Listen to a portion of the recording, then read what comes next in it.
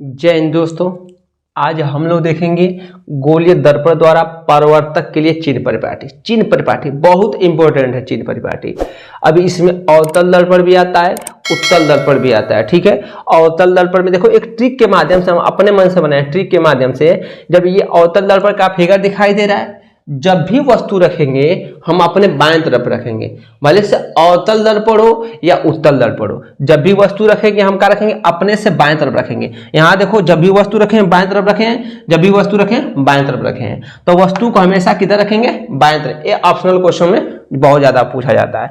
अब जब ट्रिक के माध्यम से समझेंगे कि यक्ष सदैव हमेशा क्या होता है, पॉजिटिव होता है। यक्ष हमेशा क्या होता है, पॉजिटिव, यानी कि धनात्मक होता है। इसके साथ जो भी आएगा उसके साथ बाद बाकी का आएगा माइनस में, यानी कि एच हमेशा क्या होगा, धनात्मक, और बाद बाकी इसके साथ जो भी आएगा क्या होगा, ऋणात्मक। उत्तल दर्पण में समझ लेते हैं। उत्तल दर्पण में वस्तु को बाएं रखेंगे, इसमें सदैव यू का होगा, हमेशा ऋणात्मक होगा। यू हमेशा क्या होगा, ऋणात्मक। अब बाद बाकी सब क्या होगा, प्लस में होगा। यू हमेशा क्या होगा, ऋणात्मक। अब बाद बाकी क्या होगा, सब धनात्मक होगा। यू हमेशा ऋणात्मक, अब बाद बाकी सब का आएगा, धनात्मक। हम इसको फुल डिटेल में समझते हैं। अभी आप लोग देखिए, अवतल द्वारा चिन्ह परिपाटी। अवतल में कौन कौन माइनस में होता है, कौन कौन प्लस में होता है, यह ट्रिक के माध्यम से समझ गए, लेकिन इसको फुल डिटेल में एक बार देखते हैं। अवतल दर्पण का हम चित्र बनाएंगे। चित्र बनाएं, सबसे पहले अवतल चित्र बना के एक मुख्य अक्ष खाचेंगे। अब मुख्य अक्ष खाचने के बाद एक और चीज समझते हैं, एक चतुर्थांश। आप चतुर्थांश पढ़े होगे, तो यहाँ पे आपका y होता है, ये y डैश होता है, इधर x होता है, इधर x डैश होता है। ये अच्छे समझ जाओ, ये दोनों समझ आ जाएगा। ठीक है, अब y का मतलब होता है प्लस, और y डैश का मतलब होता है माइनस।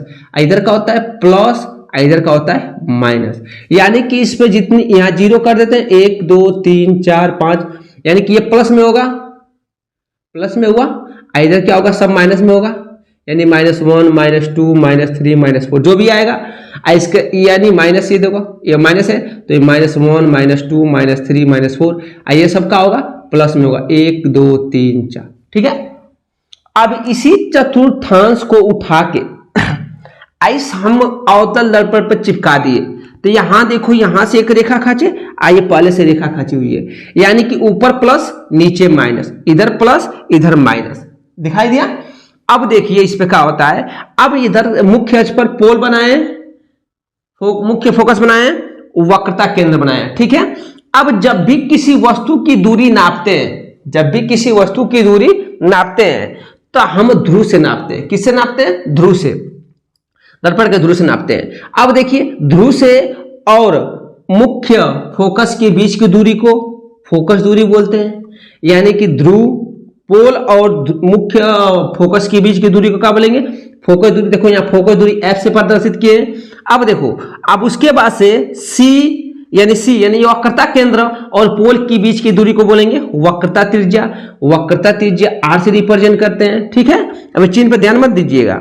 अब प्रतिबिंब और पोल के बीच की दूरी को बोलते हैं, यानी कि प्रतिबिंब की दूरी, यानी कि भी, प्रतिबिंब की दूरी यानी कि भी।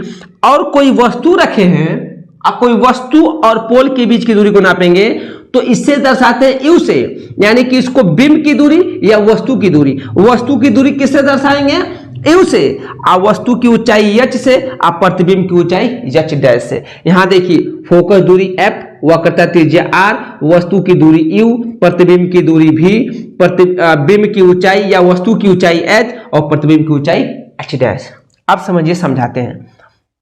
यहां से चतुर्थांश उठाए, यहां चिपका दिए, यहां रख दिए, यानी कि ऊपर जितना होगा तो वो प्लस में होगा, इधर जितना होगा माइनस में होगा, नीचे जितना होगा माइनस में होगा, इधर जितना होगा माइनस में। यहां देखिए ना, ऊपर जितना इधर वस्तु रखेंगे तो प्लस में होगा, इधर भी वस्तु कुछ हुआ रहेगा तो प्लस में रहेगा, नीचे रहेगा तो माइनस में होगा, इधर देखिए माइनस में। यानी कि जब भी वस्तु अवतल दर्पण में इधर बना रहा है कि नहीं बना रहा है, जब बना रहा है तो इधर वाला जितना भी ऑब्जेक्ट आएगा, वस्तु आएगा, फोकस दूरी आएगा, वक्रता त्रिज्या आएगा, वस्तु की दूरी, प्रतिबिंब की दूरी, प्रतिबिंब की ऊंचाई, तो यानी कि देखो यहां से यहां तक नापे, यानी कि माइनस वाला चीज है, इधर से माइनस होगा ना, तो फोकस दूरी क्या होगा, ऋणात्मक होगा, यानी कि माइनस होगा।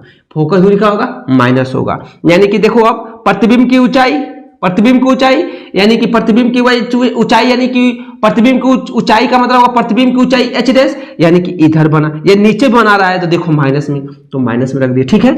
उसके बाद से वक्रता त्रिज्या, वक्रता त्रिज्या इसी पर तो है, तो वक्रता त्रिज्या का होगा ऋणात्मक, ये भी होगा, इधर जितना बनेगा ऋणात्मक बनेगा, ठीक है।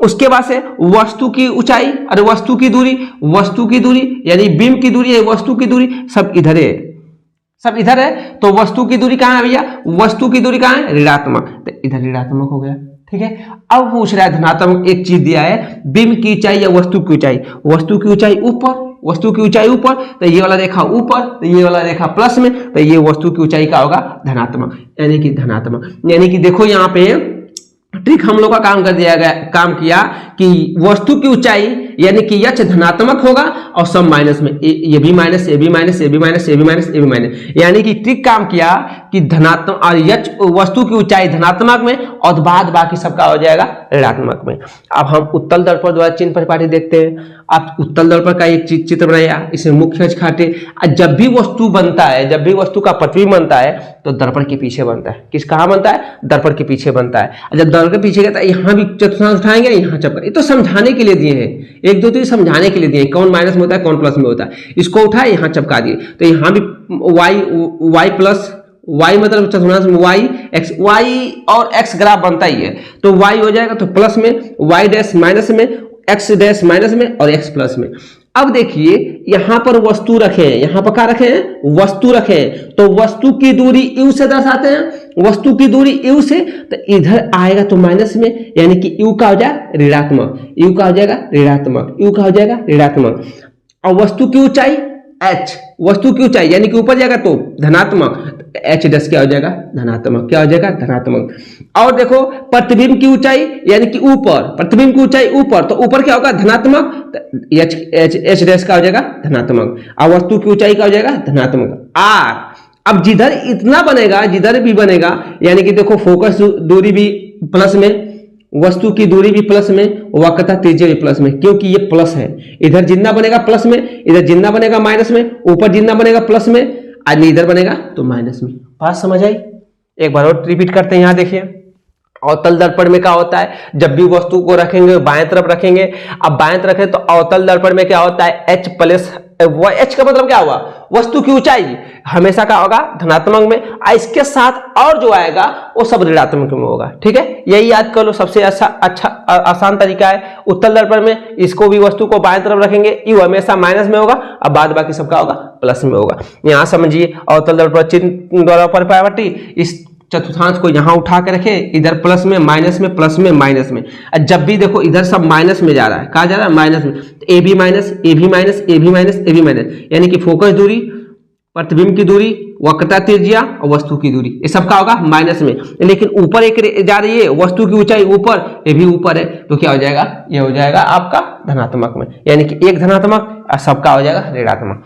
उत्तल दर्पण में समझते हैं, उत्तल दर्पण में देखिए इधर इसको भी फिर यहाँ रखेंगे, यानी कि ये क्या हो जाएगा धनात्मक, ये क्या हो जाएगा ऋणात्मक, ये क्या हो जाएगा धनात्मक, ये क्या हो जाएगा ऋणात्मक, यानी कि इसमें एक ही क्या होता है ऋणात्मक होता है और सबका होता है धनात्मक होता है। यानी कि इधर बना वस्तु की दूरी, वस्तु की दूरी क्या हो जाएगा, वस्तु की दूरी क्या हो जाएगा, वस्तु की दूरी ऋणात्मक, यानी कि इधर ऋणात्मक बनना है, इधर क्या बनना है ऋणात्मक बनना है, इधर क्या बनना है ऋणात्मक, तो वस्तु की दूरी क्या हो जाएगा ऋणात्मक और सब प्लस में, क्यों देखो ऊपर जाएगा तो प्लस में, यानी कि h किस में होगा प्लस में। देखो प्रतिबिंब की ऊंचाई, प्रतिबिंब की ऊंचाई h से धनात्मक ऊपर, इधर जितना भी बनेगा यानी कि वस्तु की दूरी नहीं, प्रतिबिंब की दूरी भी, ये भी धनात्मक में, फोकस दूरी ये भी धनात्मक में, वक्रता त्रिज्या ये भी धनात्मक में।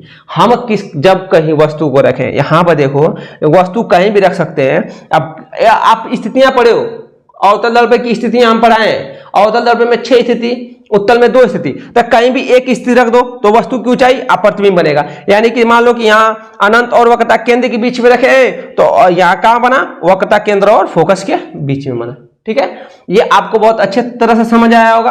आप थोड़ा लाइक कर दीजिए, सब्सक्राइब कर दीजिए और थोड़ा शेयर कर दीजिए, ठीक है।